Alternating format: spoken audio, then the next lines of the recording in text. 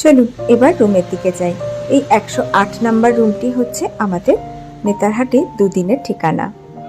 দরজা দিয়ে ঢুকেই হাতের ডান পাশে রয়েছে কাপবোর্ড আর বাঁ দিকে রয়েছে ওয়াশরুম। আমাদের এই রুমটি হচ্ছে ফার্স্ট ফ্লোরে, মানে রিসেপশন যে ফ্লোরে রয়েছে সেই ফ্লোরেই। কাপবোর্ডের পাশেই আছে ড্রেসিং টেবিল আর তার পাশেই রয়েছে টিভি ইউনিট। রুমে রয়েছে এসি এবং বসার জন্য সোফা। রুমটা কিন্তু যথেষ্ট বড়।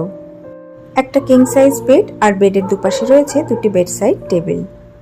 এপাশে একটি ডেস্ক মতো করা আছে যেখানে রয়েছে ইলেকট্রিক কেটেল, একটি টেবিল ল্যাম্প আর চা কফি বানানোর সরঞ্জামও দেওয়া আছে। আমাদের রুমটি যেহেতু গার্ডেন ফেসিং রুম, তাই জানলা দিয়ে গার্ডেনের কিন্তু একটা সুন্দর ভিউ দেখা যাচ্ছে।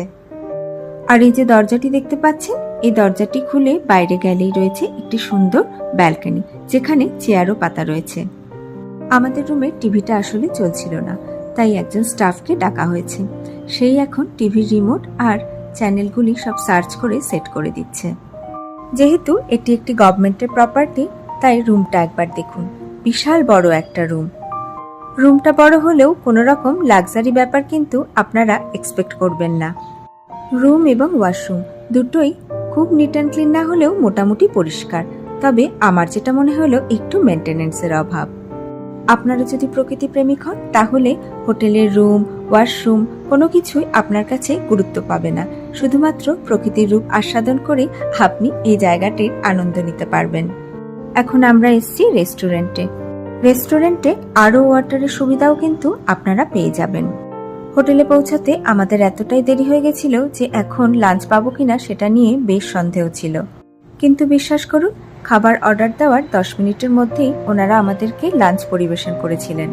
আমাদের লাঞ্চটা আমরা রুমেই আনিয়ে নিয়েছিলাম। লাঞ্চে আমাদের ছিল প্লেন রাইস, ডাল ফ্রাই, আলু ভাজা আর চিকেন কারি, সাথে পেঁয়াজ কাঁচা লঙ্কা। খাবারের টেস্ট বেশ ভালো।